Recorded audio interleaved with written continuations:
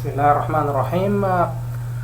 Our topic today is farmstead design, تصميم المزارع.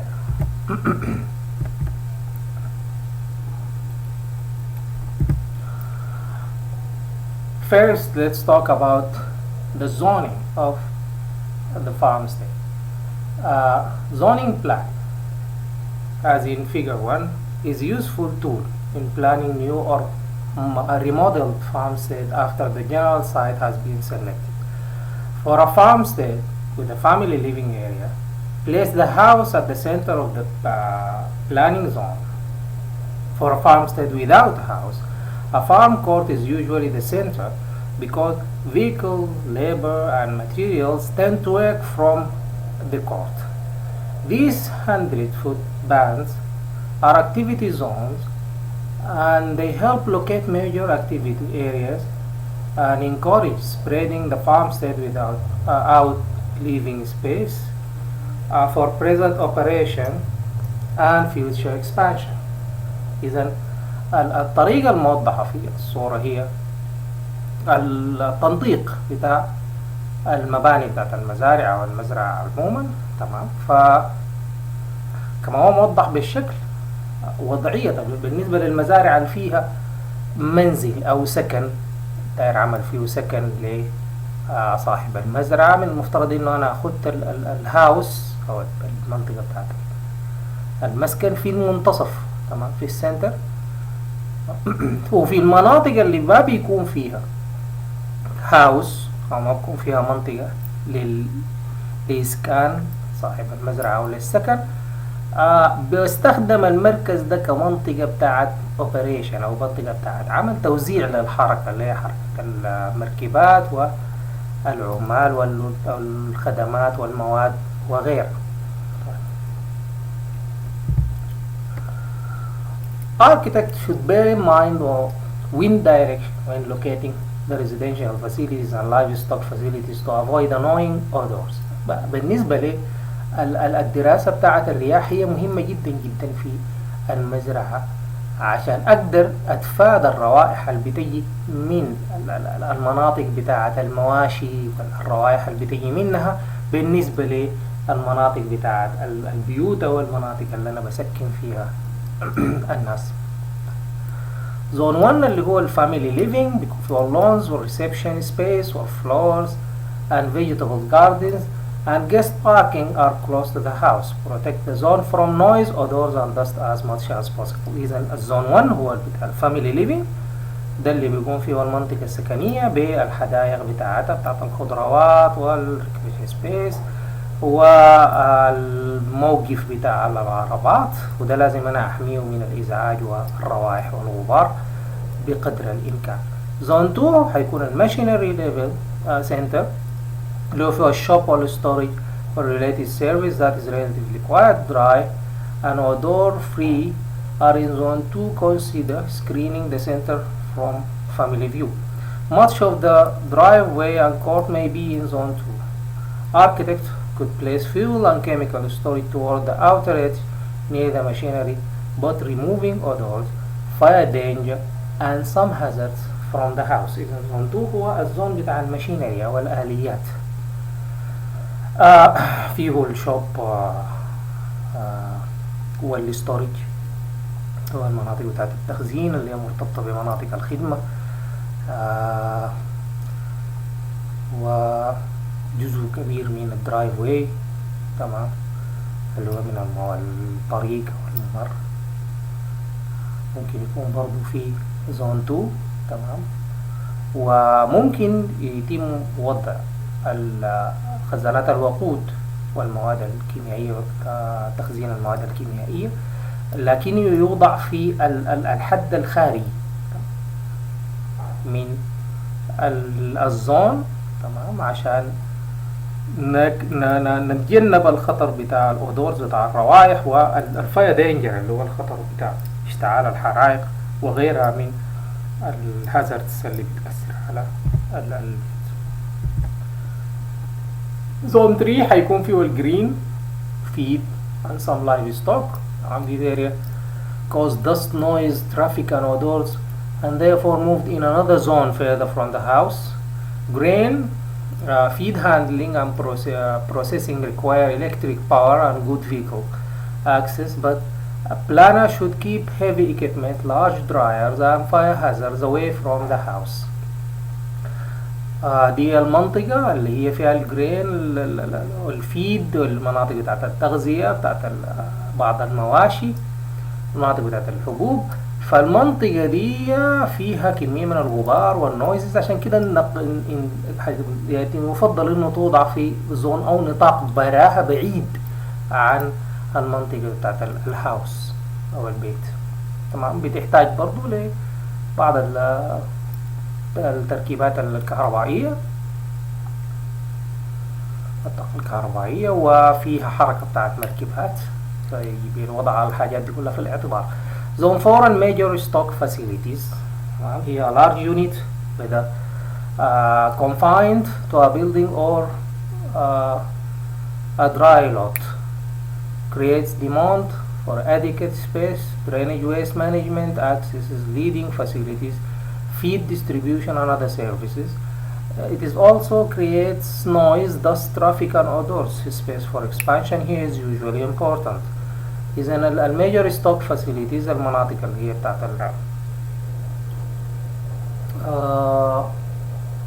الستوك اللي هي مناطق بتتخزن فيها الماتيريالز،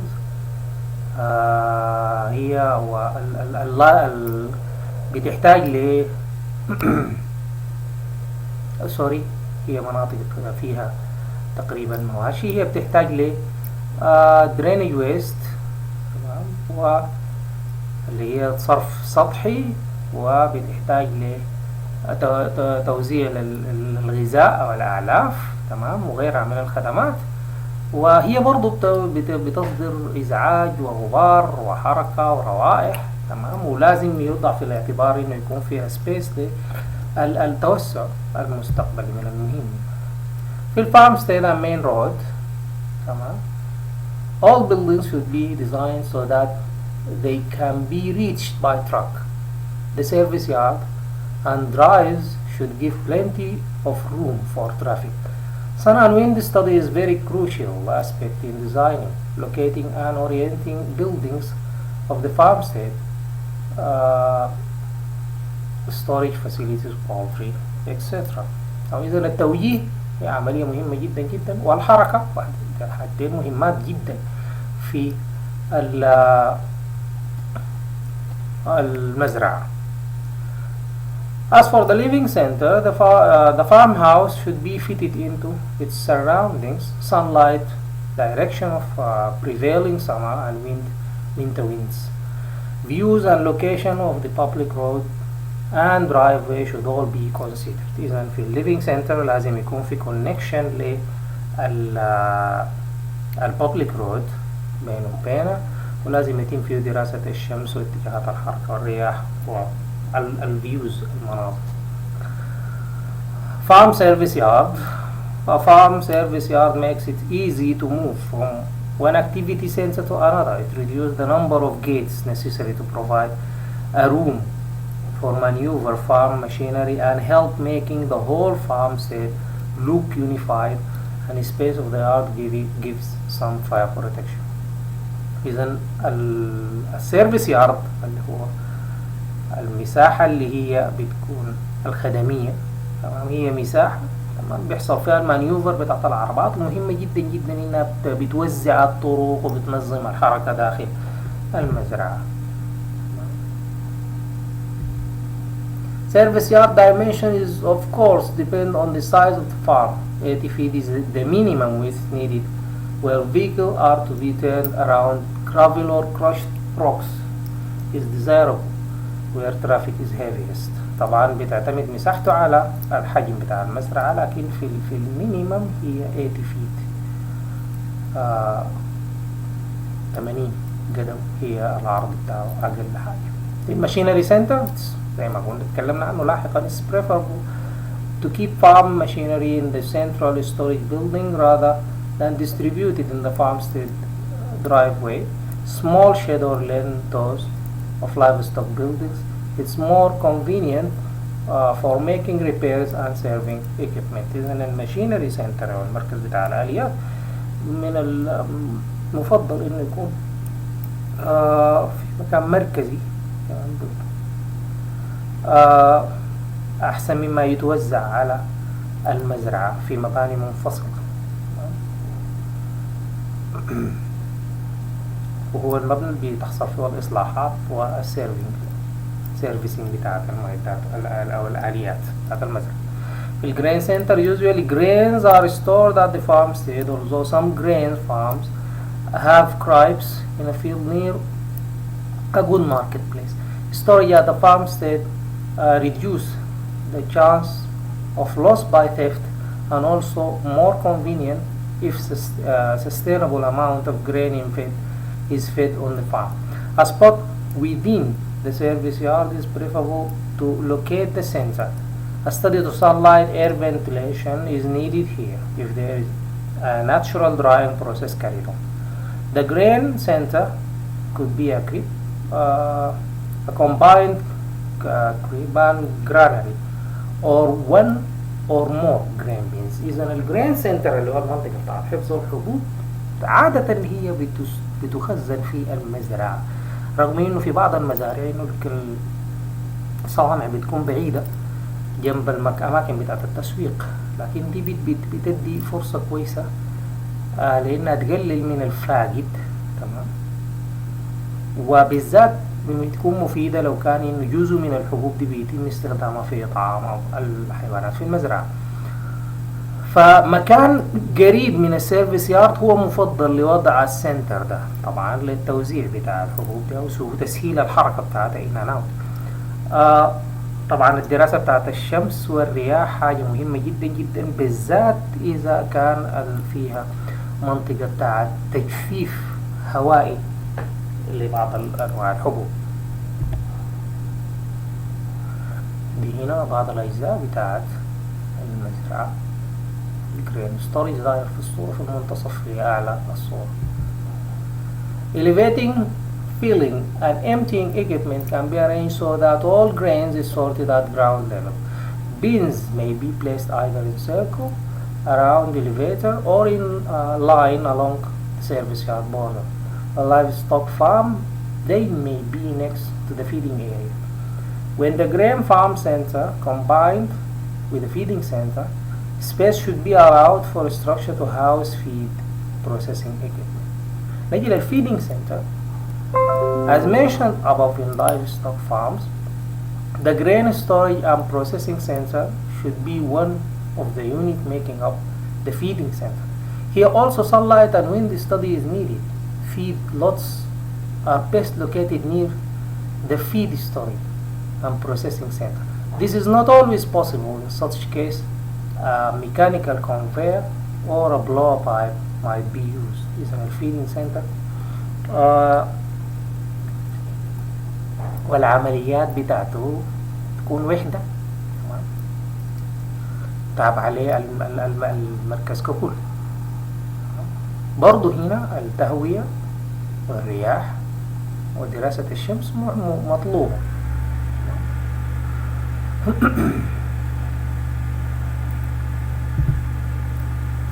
في الديري سنتر هو structure should be on the side of the service yard close to lanes and pastures.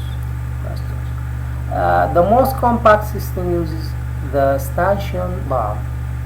The milk house or the milk room preferably should be in the middle of the stanchion area. Sometimes a short driveway from the service yard to the milk room may be necessary.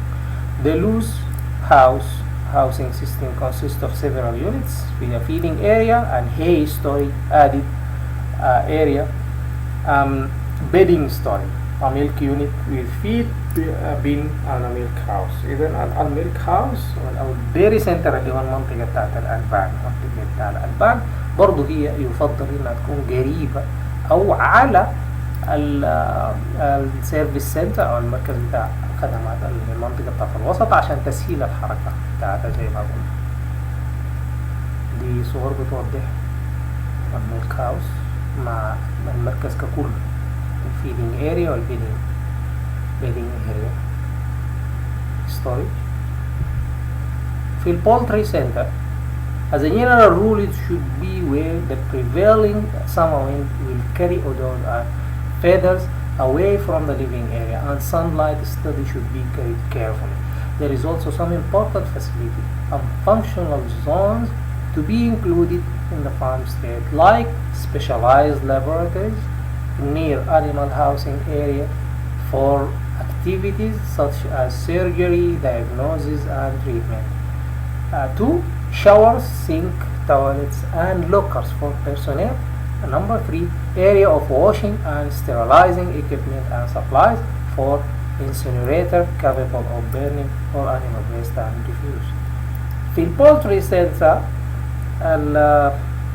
القاعدة العامة إنه لازم يكون في مكان حيث إنه الرياح تاخد الروائح والريش بعيد عن المنطقة بتاعت المهيجة أو المنطقة بتاعت السكن.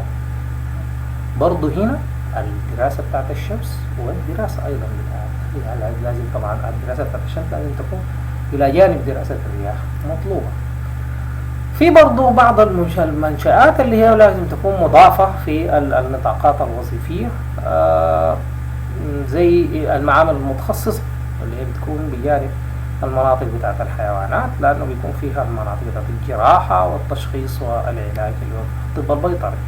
لازم تكون في حمامات ومغاسل شاورز وخزانات للملابس للاستاف أو الطاقم. برضو لازم يكون في أماكن لغسل وتعقيم المعدات، ولازم يكون في محرقة لحرق البقايا بتاعت الحيوانات